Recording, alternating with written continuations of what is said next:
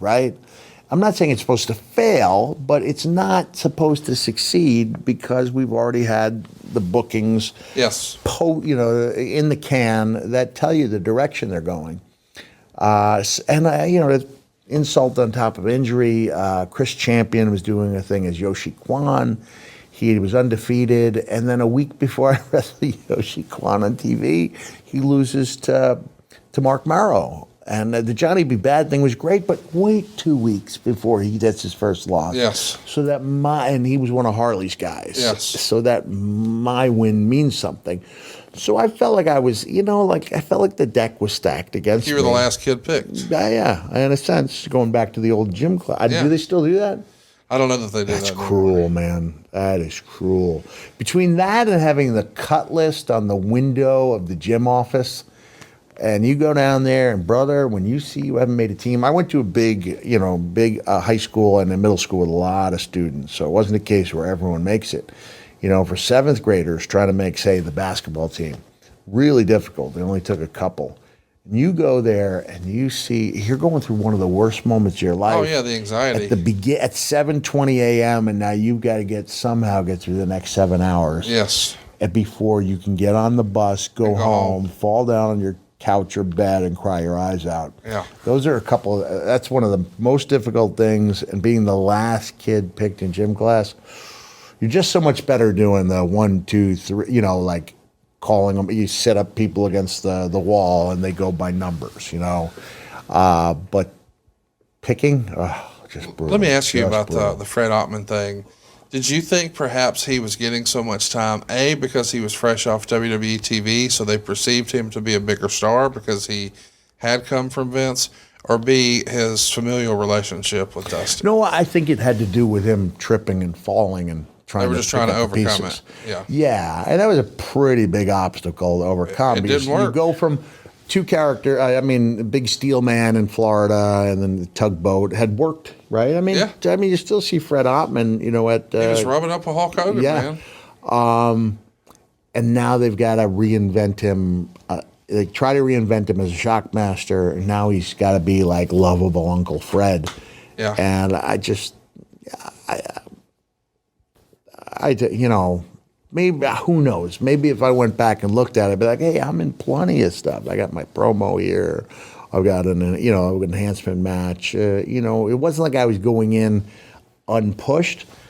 It just goes back to the idea of knowing that no matter what you do, you're not in the, there's a reason why I had that epiphany that this was both the highest and lowest moment of my career. And when I hit Leon with the camera.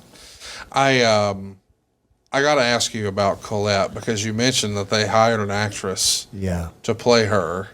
And I think you wrote in your book, we don't think your wife ought to be so attractive. Yeah. So they wouldn't let your actual wife play your wife, not because they wanted to protect her identity or y'all's privacy. Just, there's no way Cactus Jack would be married to a woman who looks like Colette. Right. Isn't that hilarious? It is, looking back on it, right? It's a little strange. So, what'd you think of your TV wife? Well, she did a service. It made it was supposed to look silly, and it was. Yes. I think my wife would have done a better job.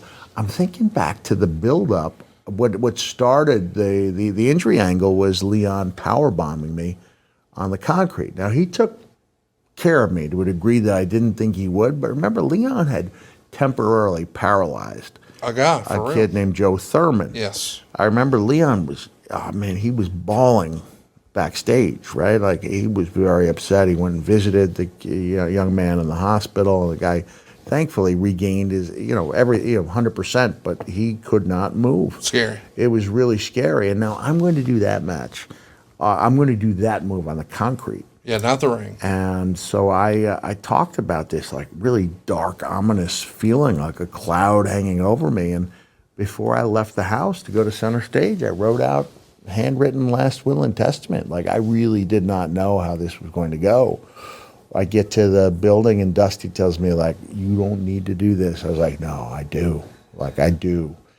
And as I'm talking, there was something that Eric had done that they didn't follow up on, but it was really cool because at the time I had one of my missing front teeth on an earring, which was pretty badass, Yeah, right? yeah. And when I was being carried out, there was hands of unknown origin taking the little pouch I had off the ring post. And it never went anywhere, but I thought it was cool and indicative of the fact that they really, I mean, at that time, really wanted it to work. Because I was coming back after taking a really bad beating from Leon, legit bad beating, you know, with stitches over the eye and under the eye and the broken nose. And now we're going into the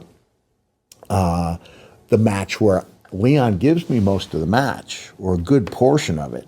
Probably most offense you'll see in any Foley match under any character, but in the end I get the power. But I pick up the win by count out, which was a big deal at that time. It wasn't seen by the fans as like, oh, it's a count. I mean, these fans were rejoicing. That was a big deal to beat Leon, you know, beat Leon White, to beat Big Van Vader.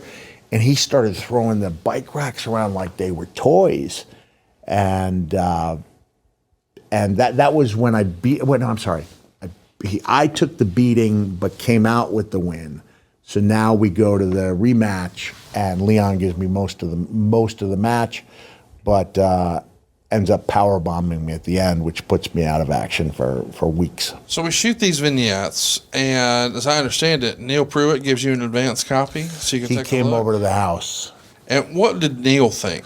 Was he excited to show it to you? I was excited. No, he was hesitant. I said, what do you think, Neil? Because I want to believe in it. I know they're putting money into these vignettes. And Neil said, there's a little more humor in there than I would like. And I sat there. He came over the house and played it on this machine called a VCR. The good old days. And I was just, everything I had felt, you know, positive about that angle just kind of took the air out of me, because it was not the way I wanted it to go at all. It's interesting, too, because the company, just all of wrestling, is in a bit of a transition. Just to add context, in June of '93, that's when Hogan has his sort of swan song with WWE, loses to Yokozuna. I know he does the European tour after that, but he's going to be finishing up with WWE, and it feels like the whole industry is changing a little bit in '93. Could you feel that inside of WCW? I mean, did you perceive Hogan finishing up on the other channel?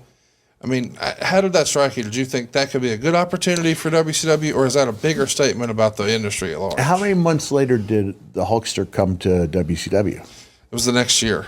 Next year. Yeah. 94. So no, I don't think at that time I realized that it was a true changing of the guard, because Hulk had left and come back. He'd made movies. Yes. I didn't realize that it was kind of the Bret Hart era beginning. Which was good for, you know, it was good to have a great, I mean, one of the great workers of all time, whose calling card is his work. And I think that was really good for wrestling. A lot of younger hopefuls came up being huge Bret Hart fans. And I think that showed in the quality of wrestling that would follow in the next couple decades.